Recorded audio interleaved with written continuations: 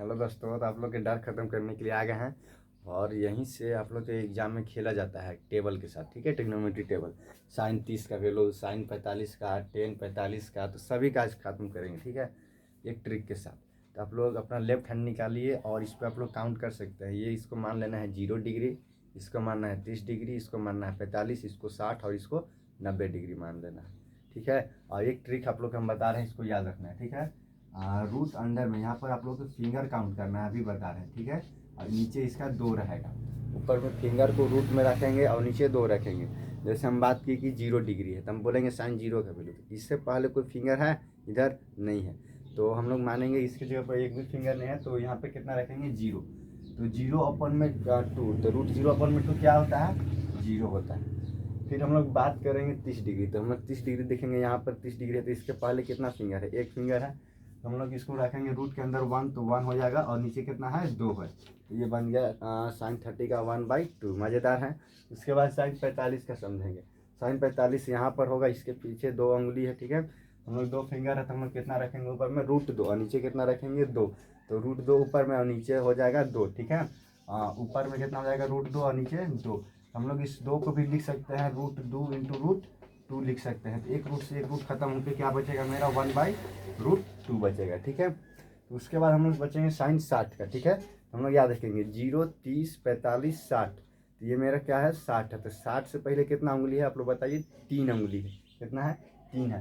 तो हम लोग ऊपर में कितना रखेंगे √3 और नीचे 2 रख देंगे, ठीक है। नीचे कितना रखेंगे 2 रखेंगे। अब 90 में देखिए, 90 में कहाँ है, यहाँ लास्ट में आ गए, तो कितना है 4 है, तो 4 का वर्गमूल 2, 4 का वर्गमूल 2 और नीचे भी 2, तो 2/2 कितना हो जाएगा 1 हो जाएगा। तो हम लोग इस प्रकार से साइन का सभी वैल्यू निकाल लिए हैं। अब हम लोग कोस का वैल्यू निकालना है, तो बस कुछ नहीं करना है, जिससे हम लोग साइन की तरफ जा रहे थे अब वापस आना है। तो देखिए 90 का वैल्यू 1 था, तो कोस 0 का वैल्यू भी 1 हो जाएगा। 60 का वैल्यू √3/2 था, 30 का कितना हो जाएगा √3/2 हो जाएगा। अपोजिट आना है, ठीक है। इधर 1 था तो यहाँ लिखना है, यहाँ √3/2 है तो यहाँ लिखना है। ये 1/√2 और 1/√2 इसको याद रखना है कि 45, साइन 45 और कोस 45 का मान कितना होता है, सेम होता है, ठीक है, 1/√2।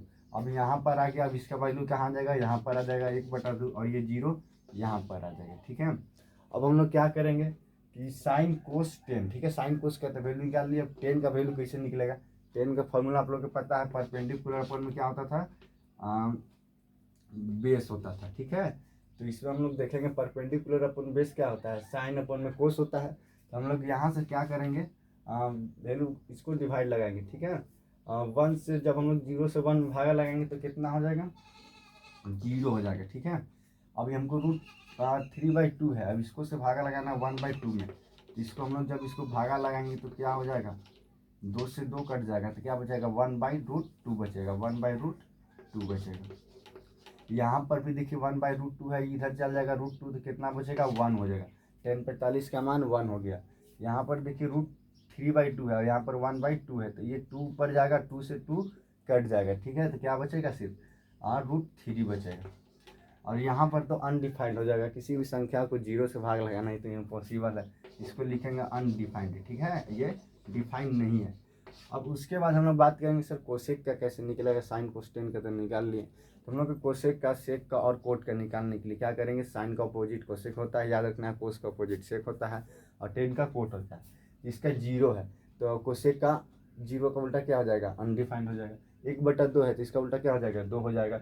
वो किसका वैल्यू हो जाएगा, कोसेक 30 का वैल्यू हो जाएगा। कोसेक 45 का वैल्यू क्या होगा, √2 ऊपर चल जाएगा, 1 नीचे आ जाएगा, √2 हो जाएगा। कोसेक 60 का क्या होगा, 2 ऊपर आ जाएगा, √3 नीचे आ जाएगा। इसी प्रकार कोस 90 का वैल्यू कितना होगा, कोसेक 90 का 1 हो जाएगा, ठीक है।